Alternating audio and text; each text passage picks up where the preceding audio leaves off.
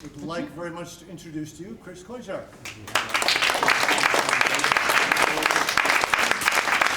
I want to thank all of you who came here today, especially the students who I've taught and my colleagues and professors and the staff of UMBC. This has been an incredible 3-year experience. So it'll be sad to leave. I mean, we all are ready to go, but I think it's also going to be very sad to part out of here. So this presentation revolves around my visual response and research on a 19th century ideal called flâneurism. If you happen to look up the Flaneur, you'll be presented with an image of this man, along with a simplified definition which states that he's a lounger and an idler. So some of my friends have said I'm pretty much simplified in similar regard. So I took it upon myself to carry on this role as an artist, and I had to dig a little deeper. I was drawn to this archetype because I create art in response to interactions I have with other people when I draw. I enter active public spaces and employ the habits of the flaneur, such as drawing, strolling about, or collecting and recording urban images. The flaneur squints, spontaneously takes notes, and adjusts his attention to the social disruption social disruption and entertainment of his surroundings. So here inside a casino, I lounge, I draw, and take part in the capitalist order or disorder, depending on Mitchell's losses. So here, I want to say that poet and essayist Charles Baudelaire, whose writings ushered the concept of flâneurism into European critical discourse, called it a profession. It didn't seem like a bad one, and although no one was actually paid for flânery, it was a role initially reserved for a very specific upper-class echelon in Paris, shortly before the rise and spread of the capitalist consumer social order. The flaneur was usually a single, if not alone, and presumably a white male bachelor, whose most essential custom was to survey the social dynamics of the crowd. The cousin of the flaneur is the monocle-wearing dandy, who has satirically appeared on the New Yorker magazine cover for over 80 years as an upper-class cultural onlooker. And of course, there has been historical underpinnings of black dandies as well.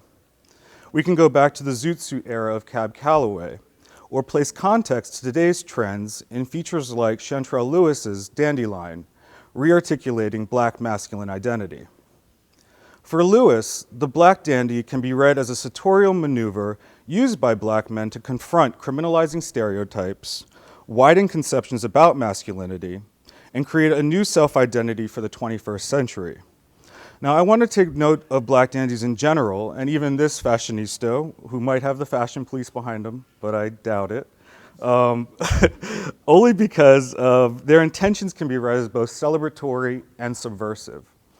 Lewis goes on to point out that for dandies, dress becomes a strategy for negotiating the complexities of the black male identity, and the suit can be a form of armor, although not bulletproof. In my interpretation of flânery, and I do consider dress, though with a more unassuming approach, I also consider more how the act of drawing and observation in open spaces can be read as a method of subversion. On a spectrum of being harmless and worthy of high alert, my conceived role of flaneur is fairly tame, yet it's still at times met with suspicion. My goal of the flaneur has been to resolve how the act of observation would be accepted or distorted. And I discovered the most opportune answer within the idleness of the profession of flânery. So I crafted a version of it by observing and documenting professionalism, labor, leisure, and idleness, and by rooting these themes in my identity as an artist. It's been my intention to find spaces where I could discern a contradiction to our fast-paced lifestyle and to interrupt the movements of people within shared spaces by unassertively inserting my body. So whether I'm a contemplative idler or cozy up to others who happen to be just standing idly, I want to discover ways to critique our habits of observation and how this practice can be applied in public spaces. So let me start by naming what I am when I go out in public. I'm a man writing something in a book who ever so often looks up. So in the next photograph, shows my exchange with a U.S. Capitol police officer, suggesting that in today's environment, there are characteristics of being an observer of the streets that stirs an authoritative response. I had been sketching a man lounging on a bench before the officer came to my side, and it's a fool's errand for me to figure out exactly why Officer Weatherby approached me, even though I'm inclined to say that he felt a need to assert a power dynamic over my blackness. I was an easier target than a white male colleague of mine who had been drawing at equidistance, and our motive was to see when and if anyone would interrupt one of us. Officer Weatherby approached me in less than a minute after we started drawing. No one ever approached my male colleague to question him. I asked the guard, "Do I look like a threat?" He shook his head and stated he just wanted to see what I was drawing, but as a black man, I consider daily how extensively all people's implicit racial biases affect their and our behavior, so I didn't find the question to be presumptuous. I went to the Capitol because of its representations of impartiality, where the freedoms and the rights of an individual are presumably considered equal, regardless of social qualifiers like race, age, sexuality, gender, or class. Yet on a subjective level, I know that others will react differently to my body than if I were a white male. What's more perplexing to me than the social qualifiers just listed, however, though, is the issue of idleness within the context of the flâneur, and it being a possible reason for why the officer approached me. Race may have been a factor, but within idleness, I question if there's a stronger possibility of acute observation, an act that all artists understand as standard practice, that was powerful enough to arouse concern at a level of police enforcement. So in the midst of the New York City skyline stands the Freedom Tower, where the oculist draws the most attention. The $4 billion structure morphs the arcade, subway station, and shopping mall into a bustling hub that's captured in thousands of selfies a day. The oculus is the epitome of a surveyed scene, and my actions here, as noted in the photograph, command attentions within seconds of beginning to draw. I don't even have time to turn on the camera before law enforcement approaches me. I use the space and the ensuing interactions to represent how misguided our trust in each other has become, and how to show that for a man, and particularly for a man of color, authority seeks to suppress the observational gaze. In an attempt to look back, I'm immediately controlled. A stanchion, a small spherical camera, and my sketchbook were the three objects that provoked 6 interactions within the course of my 15-minute performance, and it was mostly with security officials. The stanchion was the property of the Port Authority of New York and New Jersey, and was removed the following day. This experience, along with many others, has led me to a deeper consideration of how pervasive it has become to surveil ourselves. When I do performances like this at the Oculus Hub, I wear a camera across my chest as a body cam, and I document what I draw, my interactions, and me. The performance is a statement about how my experience of seeing stands as an example of surveillance. It's a term that's originally coined by artist-scientist Steve Mann as a way of naming an active inversion of power relations that surveillance entails. The origins of the word surveillance are rooted in 2 French words, sur, meaning over or above, and veiller, to watch, or from the Latin vigilare, to keep watch. Man substituted sous, meaning under or below, for sur when coining the term. For man, the phenomenon involves the acts of observation or recording by an entity not in a position of power or authority over the subject of valence. And valence, as Simone Brown points out, is often done through the use of handheld or wearable cameras. The video is not just a documentation of my role as a flâneur, or a surveilleur to some degree, but also a lens into an extremely sensitive idea of what acts of observation and recording activate in the rest of us. I also want to stress that it's not my camera, but my sketchbook, which absurdly became the problematic device. My interactions at the Oculus Hub and the Capitol point to hierarchies of observation that are quite real. The outcome of such performances is not about technology, for if I had not been wearing the camera, the police would still have stopped me because I was drawing atop the property of the Port Authority of New York, which was the stanchion. And if the stanchion had not existed, then my sketchbook would still have activated, as it did with Officer Weatherby, a reason to interact. And if I had been without the book, my body may have been enough of a reason to stop me if one considers racial profiling. Of course, we are so entrenched in a system of surveillance that those in authority will scrutinize any suspicious actions from afar, and very little is accepted as normal behavior. What's more, we live in a system where the power has been so seemingly democratized that the overseers encourage the surveyed to take part in the overseer's work. So see something and say something becomes a binary rhetoric. There's no question that in today's public centers, we sacrifice certain ideals of pedestrian freedom for collective security. We expect and even insist upon a certain amount of scrutiny to report suspicious behavior. My actions as someone who draws aren't seen daily and will therefore raise an eyebrow. There are ways in which we engage in looking, though, that have been transformed and made perverse in this hyper-secured and surveyed age. Observing urbanity from afar, as is the case from observational decks of skyscrapers, is encouraged. But documenting, filming, taking photographs, note-taking, and especially setting up a tripod has become an impermissible breach of our new social contract. Inside and outside a shared space, flâneurism is castigated. So just to kind of briefly go back to the photograph of me in the casino, I want to address a couple of issues. My friends always tell me, you look weird, or you look like a lurker, or of course people and police are going to come up to you, they're just doing their job, stop being righteous. And on some level, I need to agree with them. If I go to the Freedom Tower or BWI Airport or a train station or even a place of business like the casino or Starbucks and sit down and appearing to be idle and draw, I'm doing just that. I'm not purchasing a flight ticket. I'm not buying a cup of coffee. And I expect and even sometimes solicit interaction. But even as recently as last week, we're presented with the dilemma of being idle while temporarily inhabiting a space. And what's more, people have come to assume that being black while temporarily inhabiting a space is cause for escalated control. Starbucks closed its doors for a day to go over company policy about the right to be in its space without purchasing their product.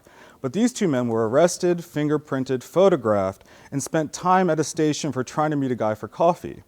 So I quote Heidi Stevens of the Chicago Tribune in saying, "I wished we lived in a nation, in a world where we felt universal outrage that two men were led away in handcuffs, their dignity and humanity stripped for waiting at Starbucks.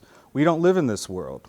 We live in a world where a lot of white people will shrug off those stories as isolated incidents, rather than products of a culture that unfairly, unrelentingly conflates blackness with criminality. We live in a world where black men waiting at Starbucks are assumed by management to be up to something. I myself spent an hour and a half in Starbucks drawing, and even though I wasn't asked to leave, I knew that I was navigating a very gray space about the right to be in that space versus the suspicion that comes from remaining idle within the space. So then the question becomes, okay, well, why draw, or why observe, or is it weird to be observing while being idle in a space? And I want to bring up something that's even weirder, only to deduce that this country is not so far behind.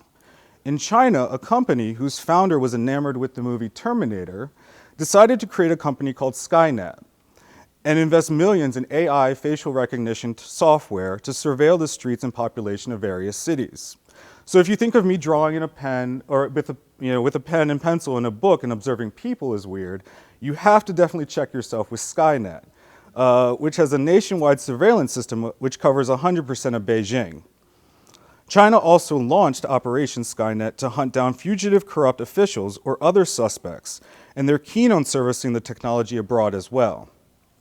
This specific facial recognition technology is also being used to identify jaywalkers and even being employed in public bathrooms.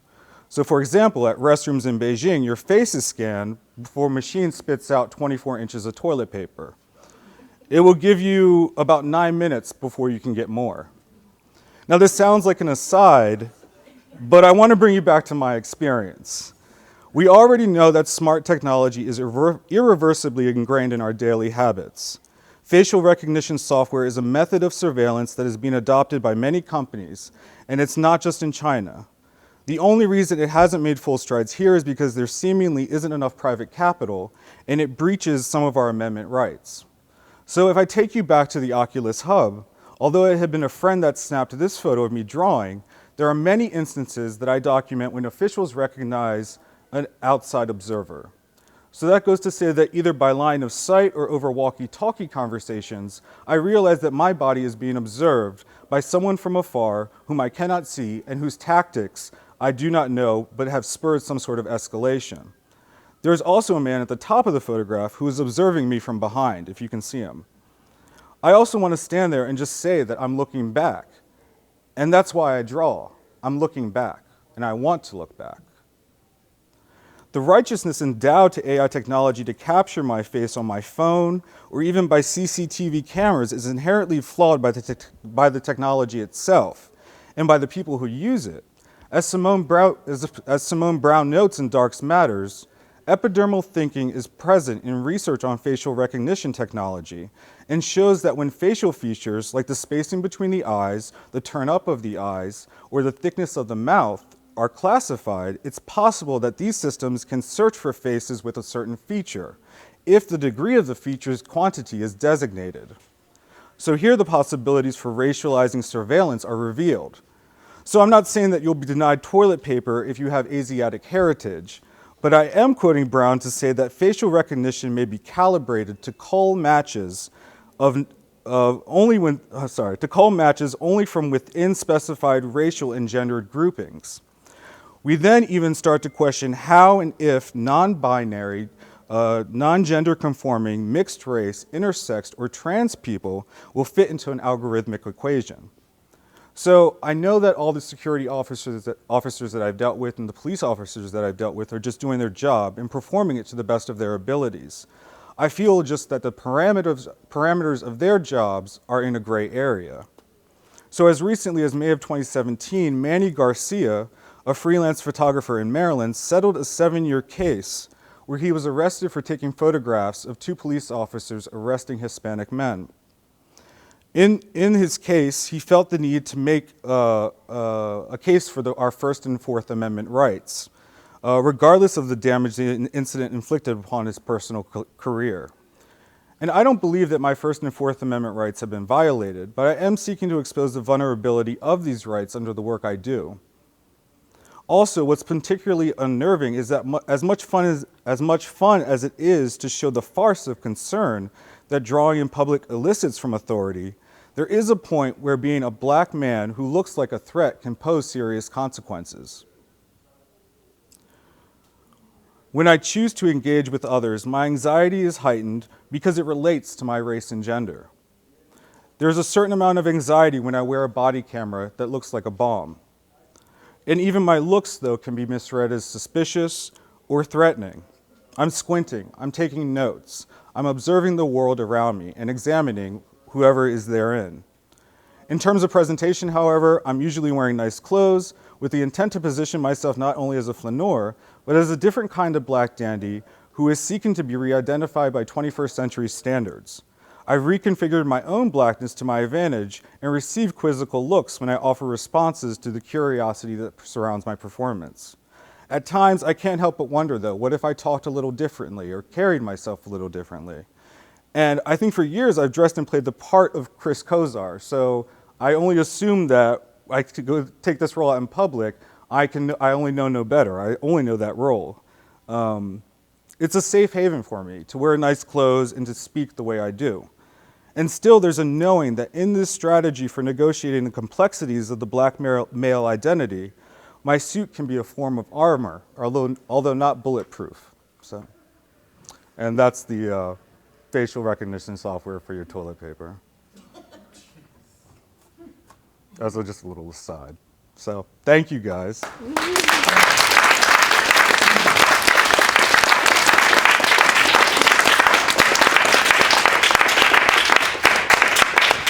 So before we get into questions, this work that is behind me, it's varied, and there's a lot of output that came from just drawing in public. I took it upon myself to create sculptures that have some kind of back and forth response between what I do in the studio and what I think I represent in open spaces. So I created a tower viewer based upon the assumption that this is an object that people use to observe in cities, and we use it to observe things from afar. But really, if you go up to the tower viewer, you see that these interactions are happening right in front of you because the camera is placed on my body. And I wanted to conceptually just have people understand that even though we go out in cities and we see in open spaces that we can be as free as we feel. Really, there's a constriction on our freedom to walk around. I mean, that's, I guess, the basis for a lot of this stuff. And really, the surveillance was a byproduct of my sketching in public. I didn't intend to have any interactions with police or with security officials or with TSA agents. I went out to the street to draw because I didn't really know what to do in my second year of grad school.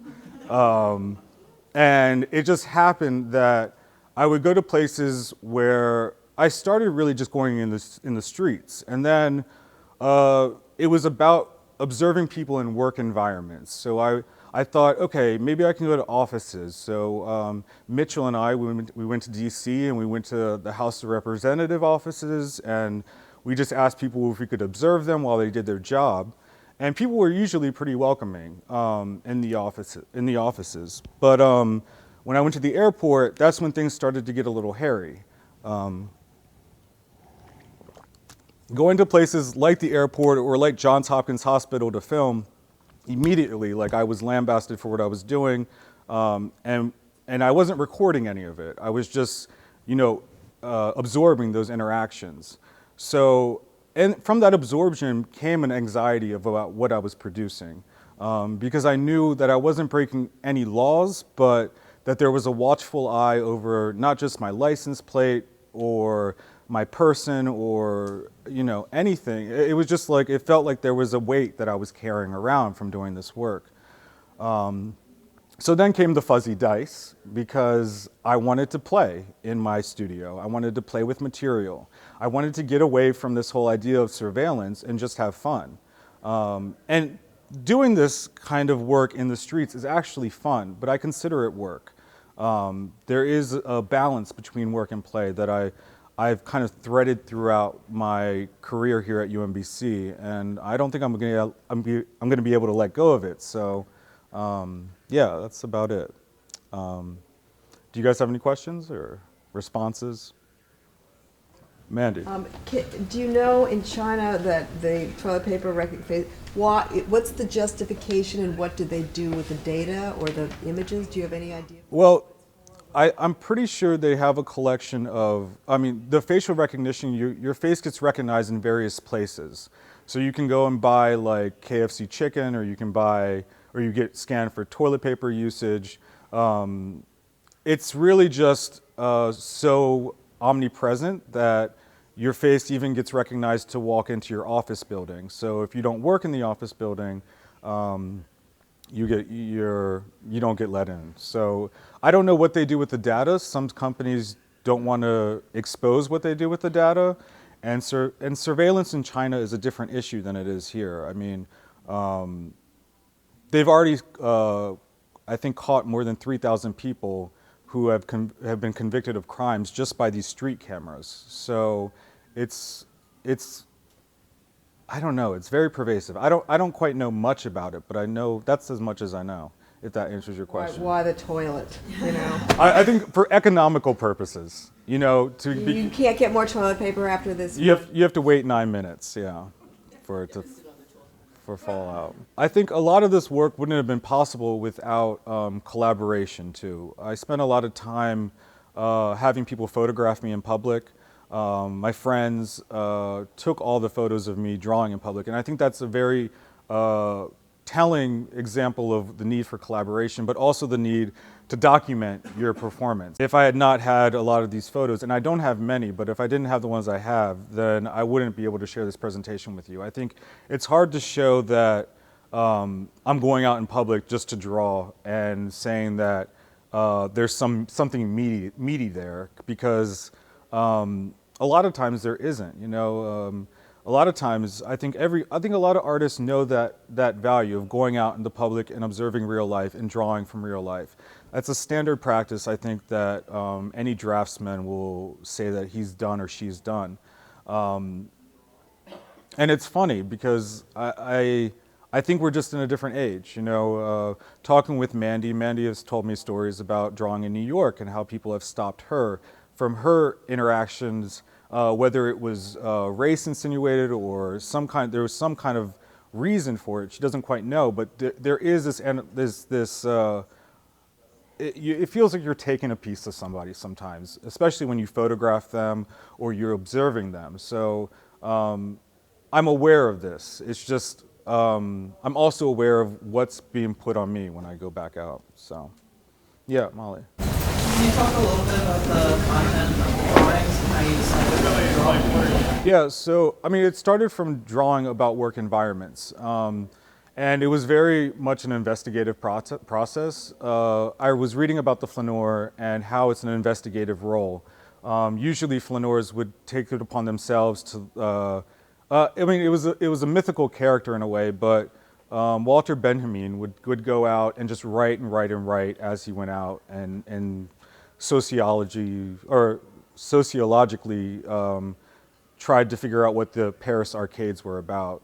So I took that into my practice and I started writing a lot and investigating what I was doing. It was almost like investigative journalism. And there were times when I even came across news cameras. I interviewed Barry Sims as he was giving a interview, or he was like, I don't know, talking about something in the street. I just happened upon him. So it's always happenstance, it's always investigative, and I collect everything I have. So if I get a name tag printed out or I win a ticket at the casino, that becomes part of the work. It's not just about the drawing. I think it's about the overall experience. The drawing is just my interpretation of flâneurie that is visual. A lot of it is auditory, a lot of it is written down, you know, so, yeah. Can you talk about how you incorporated VR in your work? Yeah, so the VR experience, I decided I wanted to have something that was immersive for the viewer. I wanted them to be a part of my experience. I took on immersive video. I wasn't using Unity or programs to create an environment, but I was using immersive video, a lot like Iñárritu does with his Carne y Arena piece, the Flesh and Sand, where he would go and document people crossing the border. I started by documenting Hispanic day laborers, and I wanted people to be immersed in that environment. So I kind of, it was great to see that that Carne and Arena are coming to Baltimore, or coming to DC. But the use of immersive video in work kind of like displaces you. It puts you back into another person's experience. And that's what I wanted to use with VR. The technology is very nascent, so I hope to continue with it, using it more to create environments. But right now, basing it in video has been compelling enough, so, yeah. Speaking of experience, I'm curious as to what insights you gained about how we interact with each other as people. Right. Was there anything that surprised you, or? You know, even the officers, everyone's really friendly. Or maybe I'm just really friendly and easy to interact with, but I think a lot of people, I spent 3 hours talking to a guy on a train because he wouldn't stop bugging me about whatever. I was drawing in the mall, and this couple came up to me and was like talking to me for 45 minutes. So there was like, you know, I was drawing a lot of people on their cell phones, and that's an obvious, you know, it's a takeaway. You're taken out of the world in a way. You're taken out of the context of your surroundings. And the drawings actually put me into the world a little bit more. I mean, if I had the time to interact, I would interact, especially with everyday pedestrians. But if I asked if I could draw somebody, it was usually a flat out no. You know, no one wanted their day disrupted by someone standing in the street kind of sketching them. But I felt the need to ask a lot of times, so. Yes, Perminda. So I really enjoyed your talk. It was very rich, very interesting. Thanks. All about public space and very interesting performative work that you're doing. And the theoretical context that you put all this into is fascinating. When I just wanted to ask you about the sculpture that you've created, the surveillance piece that you've created, because I was remembering as you were talking, Ai Weiwei, the Chinese artist, had done a sculpture of a surveillance camera in marble. a very traditional medium, and he, sort of made that. It was a very intriguing piece. And likewise, this piece of yours, the choice of materials, this odd kind of, almost like a face that I'm looking at with blinking eyes, and how did you come about this thing? Is it something that actually exists? Yeah, so I mean, this is a redesign of it. It's a tower viewer that was created by Tower Hamilton. His name was Tower. In the early 20th century, they were lookout posts on various places on the east coast of the United States, specifically in Norwalk Islands in Connecticut. And this is where this company is founded that created the first tower viewer. So it's usually done in a metal casting, silver metal casting, or steel. I don't know quite the metal. It's just a metallic object that you put a quarter in, you turn the quarter, and then you look through to see through binoculars what is basically in the 180-degree turn of that tower viewer. So I actually, I've seen them, there's one in Baltimore on the harbor, close to Harbor East, and they're kind of littered throughout the East Coast and West Coast, and they have been refashioned into different kinds of like seers. Like you can have they have different styles, like different aesthetics. But I took, all my inspiration came from that original object, from the company that creates tower viewers in Norwalk Islands, Connecticut. But you made this, or did you buy it? No, I made this. So it was done through an automated processes with laser cutters. I took just basic, I made it out of my head actually. I didn't have any design. Decided that I wanted to build a tower viewer, and didn't have any plans, didn't have any structure. Just was like, okay, I guess I'll create a tower viewer right now. It was kind of, yeah, it was a push, but I knew I could do it. It was a matter of just really, I don't know. I don't know how, I think I owe that to my father. My dad always built things without any blueprints, and I didn't know how the hell he did it. And then I decided, well, I should show him up and do it myself. So that's why I did it. I hope he's listening. So yeah. Yes, Sims. Want to continue with the role? Or yeah, I think I have to. I would if something bites, like I need something to bite for me to continue on this whole Flaneur. But I would love to dig into it a little deeper and actually explore what dandyism would be in this country, and how, because really, like I said, I'm only going out as myself. I'm not really performing as anyone else. But I think there are specific investigative practices that a flaneur can use in the world that are really quite interesting, and I think it can be applied to both genders. In the past, it was really a male-centric role, and there are like instances where we find flaneuses in the society, but it was hard for women to actually go out in the 19th century to really observe the way men did. I think now we all have the opportunity more so to do it, but there's just going to be different constrictions on everybody else, on each experience. It's very subjective. So thank you all so much.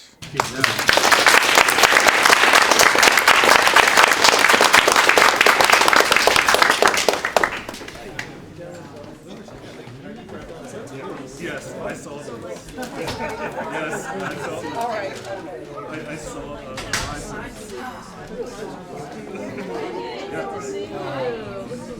it's actually good. So you have one more day. Or if you're finished, you can now look at it when it's set and see if there's any changes.